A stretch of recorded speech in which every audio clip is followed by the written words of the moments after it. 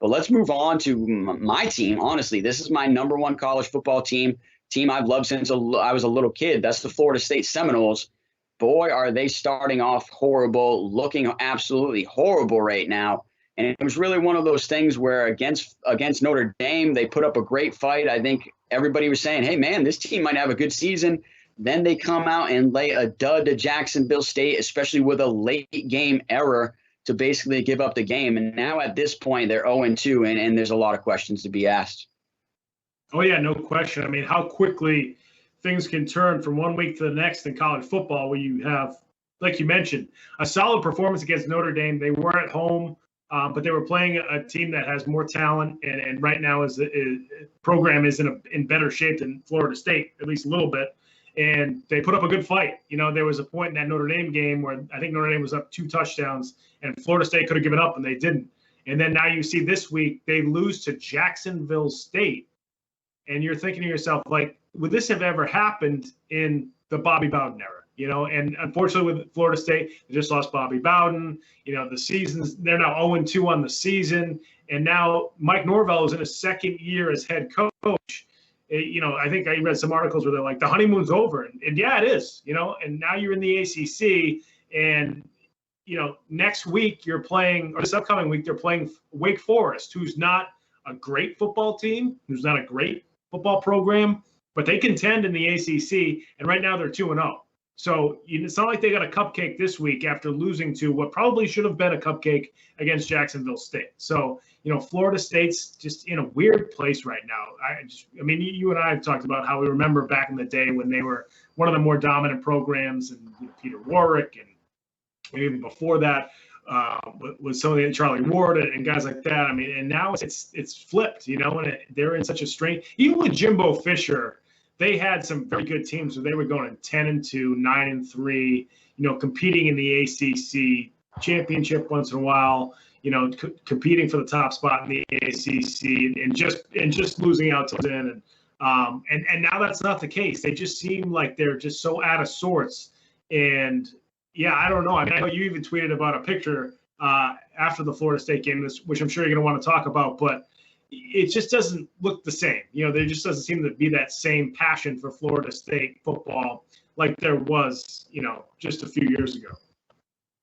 Oh, man, he hit me with that picture immediately. Producer Ben knows it because he's following my tweets. That has pissed me off, to say the least, so much. And honestly, it disgusts me. And I know I'm going to take some flack about this from some fans and maybe some lovebirds out there.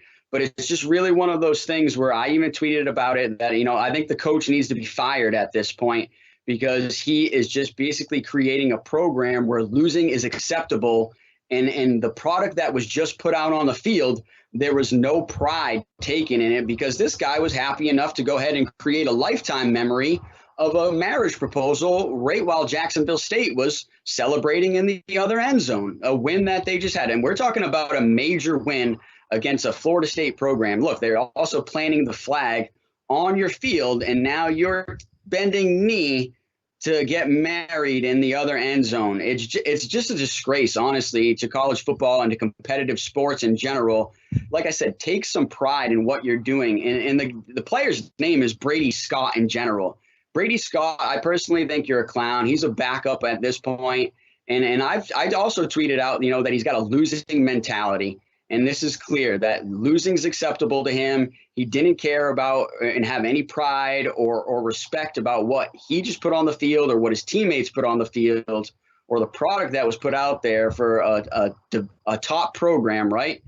I don't know. I'm just so disgusted. And like I said, the only thing I can think is that Mike Norvell has made losing acceptable to these players, and that they see no repercussion in basically losing a football game at this point. And I know people are going to say, oh, he had his family there and it was probably planned ahead of time. And well, guess what? You know, so was the game against Jacksonville State. That was planned ahead of time as well. It was supposed to be a game they were supposed to win. I get it. And so that's probably why he picked that game.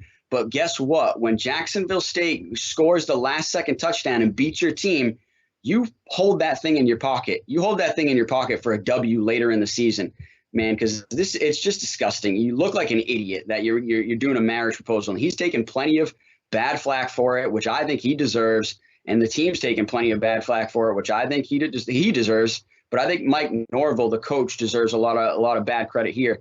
For these last 2 years, I've seen really nothing good from Florida State football. The only thing good I've seen from them was that game against Notre Dame in week 1, where they actually put up a fight, maybe had a chance of sniffing like a team of old from Florida State, where you're like, man, they've got some talent here. They're playing good on offense. They're playing good on defense. They're putting up a fight. They're in the game, possession after possession.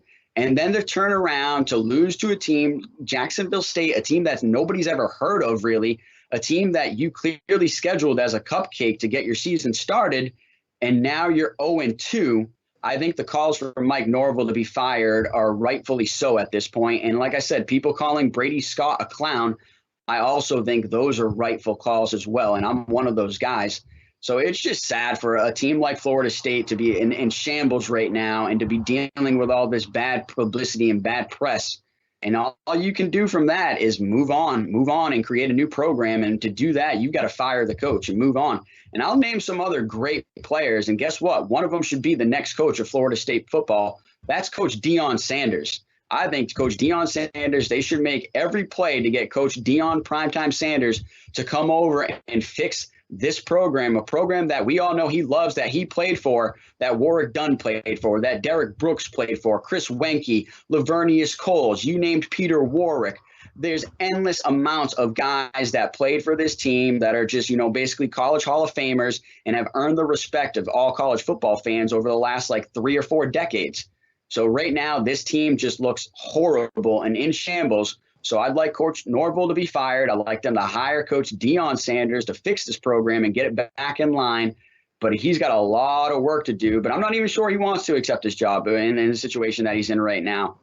But just quickly, before I pass it to you, going back to that stupid marriage proposal, I even saw other Florida State players, former players, basically saying that if he tried that BS in my era, guys would have went over there and smacked the ring out of his hand.